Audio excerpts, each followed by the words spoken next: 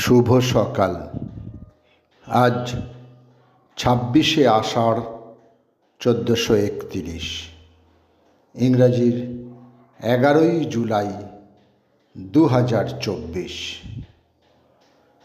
2021 11ই July Copa আমেরিকায় ব্রাজিলকে হারিয়ে বিশ্বকাপ ফুটবলের আসরে বিশ্বজয় করে আর্জেন্টিনা ফুটবল দল।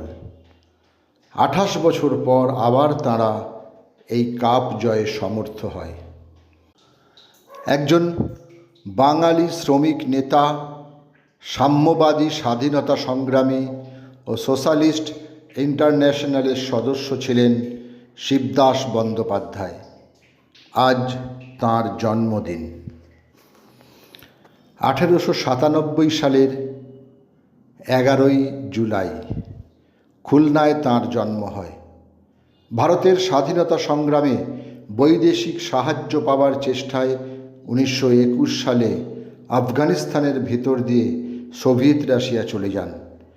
এই দীর্ঘ পথ তিনি পায়ে হেঁটে অতিক্রম করেছিলেন। যেদিন মস্কোতে লেনিনের মরদেহ নিয়ে শোক মিছিল বের হয়, তিনি সেখানে পৌঁছান ও সেই মিছিলে যোগদান করেন। 1923 সালের আজকের দিনে উত্তরপ্রদেশের আলিপুরে জন্মগ্রহণ করেন উমাদেবী খেত্রী ওরফে টুনটুন। মাত্র 2 বছর বয়সে মা ও বাবাকে হারান তিনি। এরপর দারিদ্রতাকে সঙ্গী করে সুদীর্ঘ পথ চলা, অবশেষে গায়িকা ও অভিনেত্রী হওয়া। বিশিষ্ট রবীন্দ্রসঙ্গীত শিল্পী, গবেষক ও সমালোচক সুভাষ চৌধুরীর আজ জন্মদিন। 11ই জুলাই 1933 বিহারের বজুড়িতে, বর্তমান ঝাড়খণ্ডে তিনি জন্মগ্রহণ করেন। এই সঙ্গীত বিষয়ে তাঁর কতকগুলি গ্রন্থ প্রকাশিত হয়েছে, যেমন আমার লিখন, মুক্তির গান, রবীন্দ্রনাথের গান ও অন্যান্য ইত্যাদি। আধুনিক বাংলা সাহিত্যের অন্যতম খ্যাতনামা কবি বীরেন্দ্র চট্টোপাধ্যায়। আজ তাঁর মৃত্যুদিন। সময়টা 1985।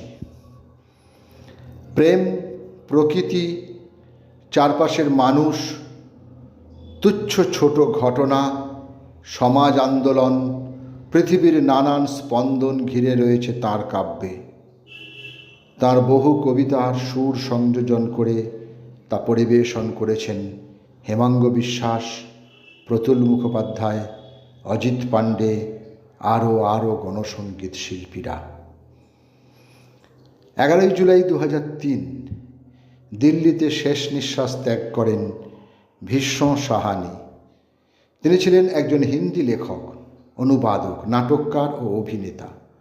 নাটকের জন্য তিনি বহু দেশি ও বিদেশি পুরস্কার লাভ করেছেন।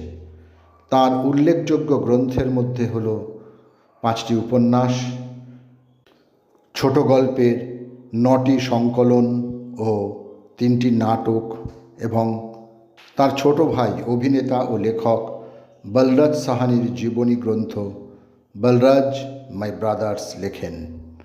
তার অনেক গ্রন্থ অন্য ভাষায় অনুদিতও হয়েছিল।